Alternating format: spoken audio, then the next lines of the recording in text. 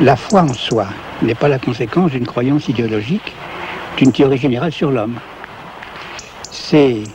On est acculé à croire en soi par la prise de conscience qu'on a de soi-même.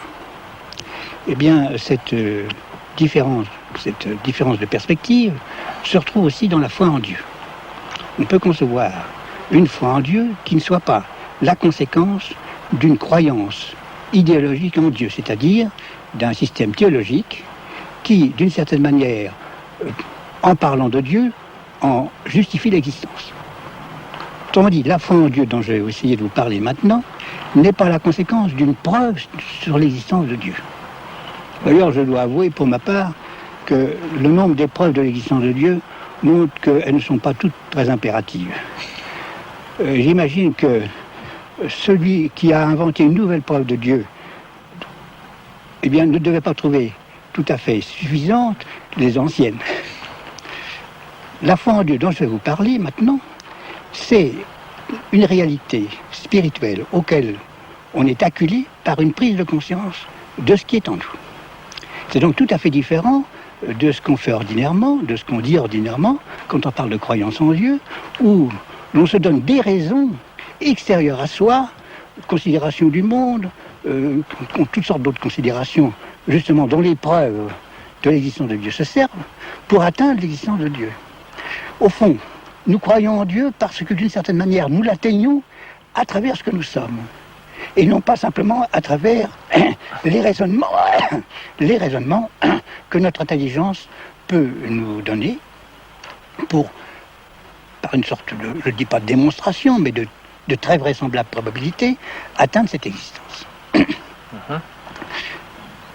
Voilà exactement, me semble-t-il, la différence qu'il y a entre la foi en Dieu et la croyance en Dieu. Mais évidemment, la croyance en Dieu exige simplement, je dirais, une adhésion intellectuelle qui porte conséquence dans les attitudes que l'on a vis-à-vis de Dieu. Adhésion intellectuelle qui peut être de valeur très variable. Ça peut être une adhésion intellectuelle sous la pression collective, comme ça pouvait se faire dans une chrétienté jadis. Ça peut être sous une forme encore différente. Je dirais un besoin sentimental, une vision plus ou moins scientifique du monde. D'ailleurs, vision susceptible de changer avec le changement des sciences. Tandis que la foi en soi, la foi en Dieu plutôt, dont je vais vous parler maintenant, c'est quelque chose qui exige un approfondissement humain beaucoup plus considérable. Le résultat, c'est qu'actuellement, avec les très grands changements de civilisation que nous connaissions, toutes les croyances en Dieu sont en train de s'ébranler. Et je pense que, ultérieurement parlant, ne seront vraiment croyants en Dieu, c'est-à-dire ont la foi en Dieu, que ceux qui ont l'approfondissement humain suffisant pour atteindre en eux-mêmes cette foi, et non pas simplement par l'extérieur.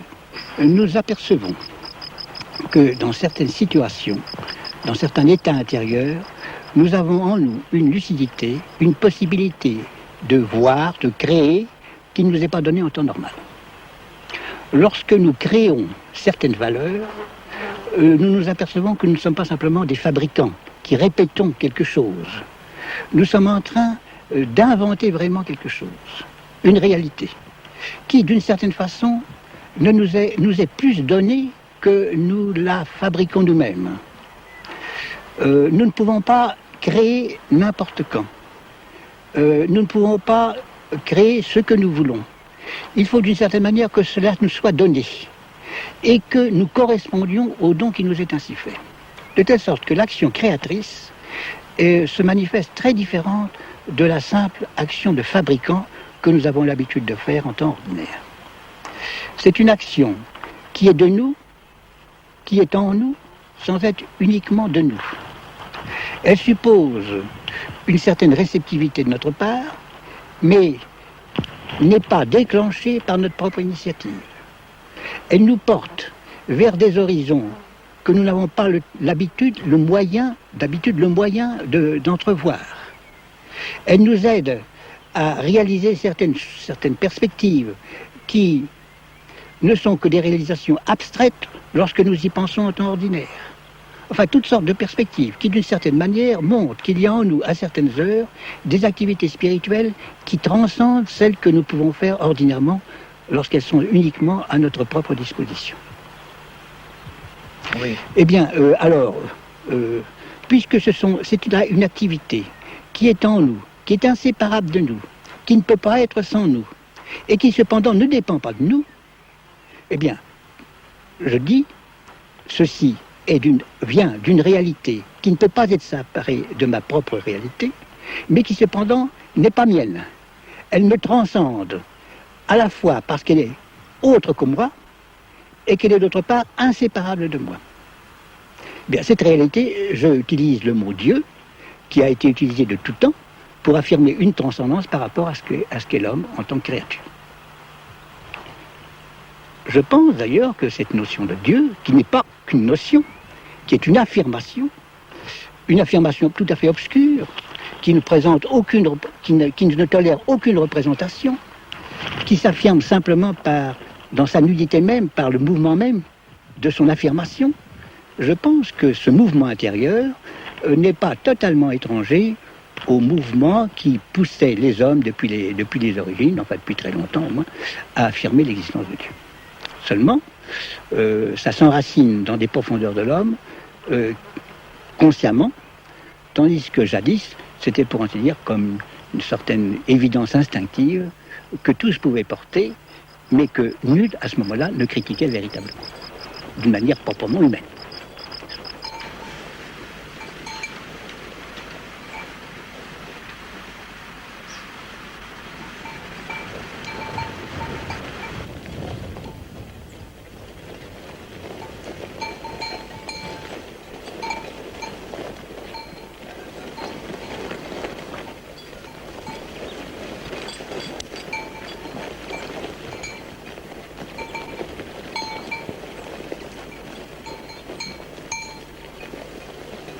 Bien, tout ce que je viens de vous dire n'est pas spécifiquement chrétien et ne veut pas l'être.